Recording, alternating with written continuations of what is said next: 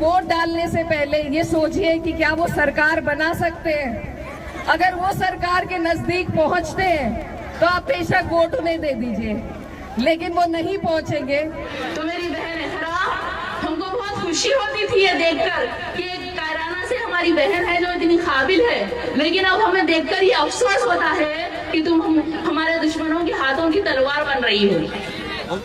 और बहन अखरा, तुम एक मुस्लिम खवातीन हो, तुमको इस चीज का एहसास होगा कि हमारा हिजाब हमारे लिए कितना अजीज है। हमारी शान शौकत, हमारी इज्जत और हमारी हिफाजत करने वाला हमारा ये हिजाब है।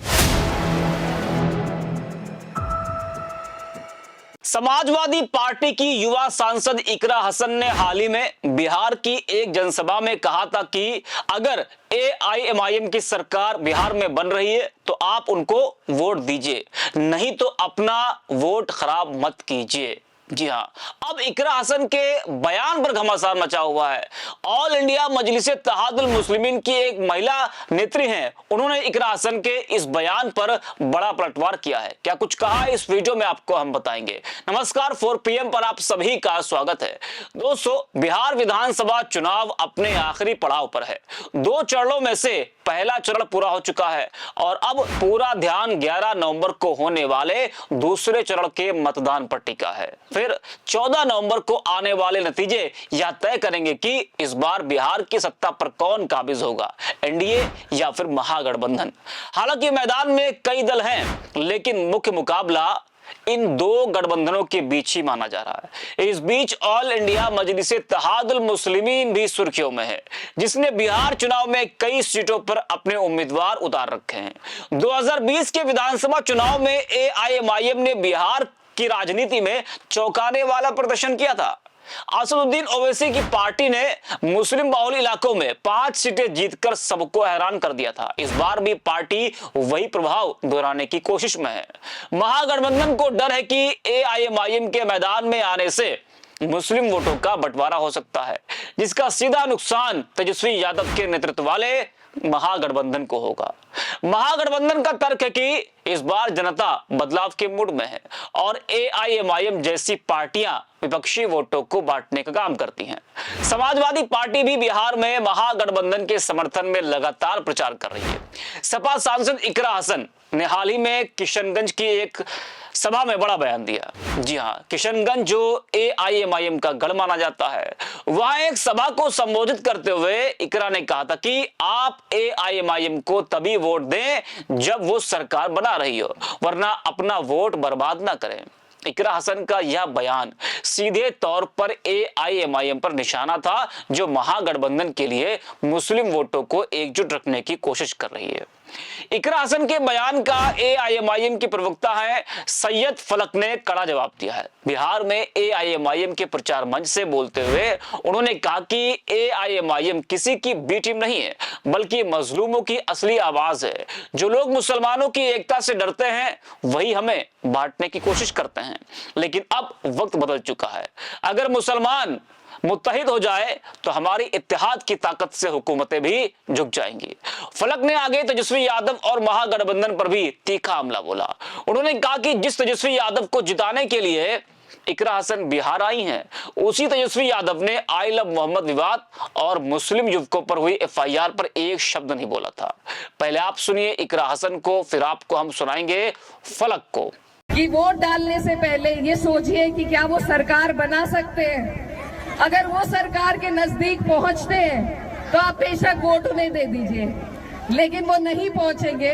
उन्हें अगर वोट दिए जाएंगे, बटेंगे अगर हमारे वोट, तो सरकार फिर से भाजपा की बनेगी और इस बार भाजपा नीतीश जी को मुख्यमंत्री भी नहीं बनाएगी। इस बार वो खुद कब्जा लेगी। तो अब तक जो हालात थे वो बद से बदतर आपके हो जाएंगे। इसलिए आपको पहले ही अपनी सुरक्षा करनी है और उसका जरिया मैंने जैसा आपको बताया सिर्फ वोट का है आपके पास। इस बार आपको नहीं बंटना है, आपको एक एक वोट एकजुट होकर अपने प्रत्याशी लालटेन पर देने का काम करना है। तो इन्हीं बातों के साथ मैं उम्मीद करती हूँ कि पौवा खाली की ये जनता, ये गयूर आवाम सही फैसला लेगी, लालटेन का बटन दबाएगी और मौलाना सऊद साहब को यहाँ से जिताने का फिर से काम। तो सुना आपने इकरा हसन के इसी बयान पर एआईएमआईएम नेता फलक ने बड़ा हमला बोला है, बड़ा पलटवार किया है। सर आप भी सुनिए फलक को।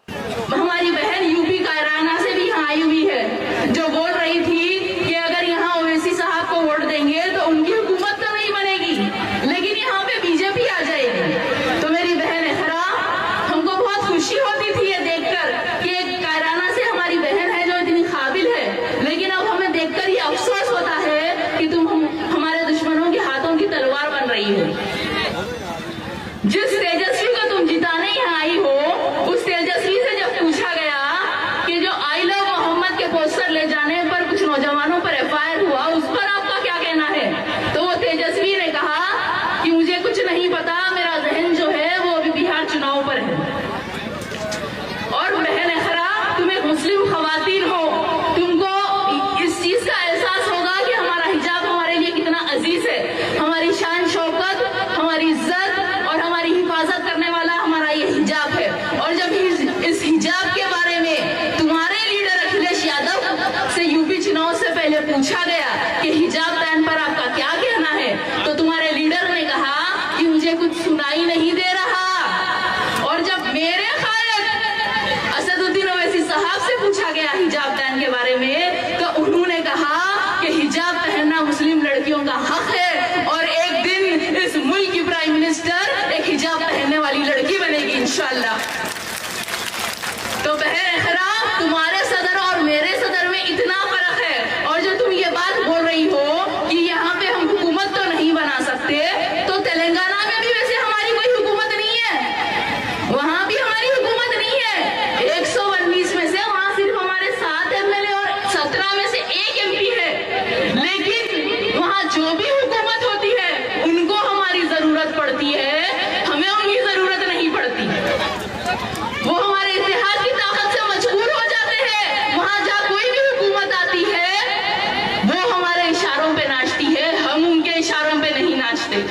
तो हम यहाँ सीमांचल बिहार में भी हुकूमत बनाने नहीं आए हैं, हम सिर्फ इतना चाहते हैं कि सीमांचल के लोग किंग मेकर बने। हम नहीं चाहते यहाँ पे एनडीए की सरकार बने। हमारी ख्वाहिश ये है कि 14 तारीख के दिन जब चुनाव के नतीजे आए तो ये महागठबंधन के लोग हमारे दर पर आए, खटखटा कर बोले चलो हमारे साथ पटना, हम मजबूर हैं, अब हम तुमको भी तख्त पर बिठाएंगे। और अगर इंशाअल्लाह हम ये करने में कामयाब हो गए तो पूरे हिंदुस्तान के रियासतों को एक पैगाम जाएगा कि अगर मुसलमान मुत्तहिद हो जाए तो हम हमारी इत्तेहाद की ताकत से यहाँ की हुकूमतों को झुका सकते हैं।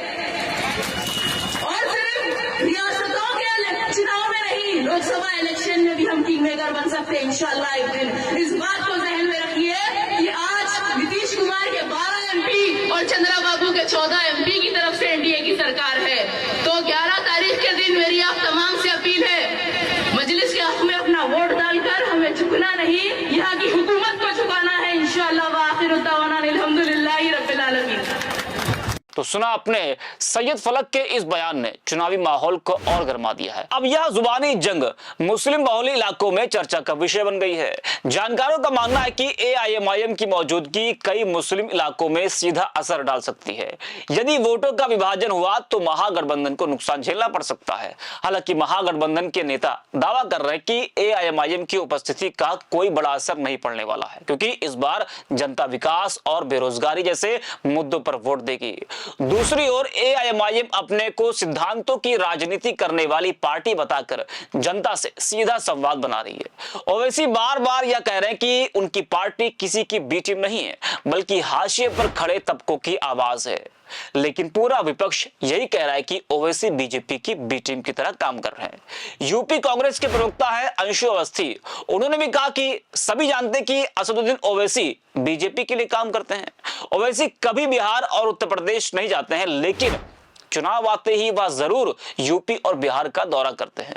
कांग्रेस प्रवक्ता ने कहा कि ओवैसी बीजेपी का फायदा करने के लिए चुनाव में आते हैं। अंशु अवस्थी ने कहा कि बिहार में ओवैसी का जादू ना ही 2020 में चला था और ना ही 2025 में चलेगा। साथ ही ओवैसी का जादू उत्तर प्रदेश में भी नहीं चलेगा। हालांकि 2020 में 5 सीटें ओवैसी ने बिहार में जीती थी। जरा आप भी सुनिए अंशु अवस्थी को।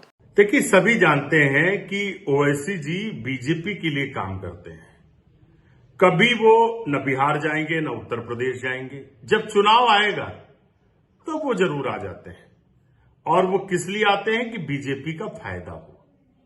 बिहार में भी उनका दांव 2020 में नहीं चला था, न 25 में चलेगा, और उत्तर प्रदेश में भी नहीं चलेगा, क्योंकि जो वोटर है बहुत ही जागरूक है। वो जानता है इस देश के संविधान को बचाने की लड़ाई, इस देश के लोकतंत्र को बचाने की लड़ाई कांग्रेस पार्टी इंडिया गठबंधन के साथ ही लड़ रहे हैं। तो 2027 में कोई भी गलतफहमी नहीं है। AIM-MIM जो बीजेपी की दूसरी टीम है उसको कोई फायदा नहीं होगा, वो चाहे जितना हाथ पैर मारे। तो देखा और सुना आपने, कुल मिलाकर बिहार चुनाव में AIMIM बनाम महागठबंधन की यह टक्कर केवल राजनीतिक नहीं बल्कि वैचारिक भी बन चुकी है। एक तरफ महागठबंधन मुस्लिम वोटों को एकजुट करने की कोशिश में है, तो दूसरी ओर AIMIM मुसलमानों के राजनीतिक आत्मनिर्भरता के नारे के साथ मैदान में है। अब देखना यह होगा कि 14 नवंबर को आने वाले नतीजे किसकी रणनीति को सफल साबित करते हैं, महागठबंधन की एकजुटता या फिर AIMIM की इत्तेहाद की ताकत। तो इस वीडियो में इतना ही। आप देखते रहिए 4PM।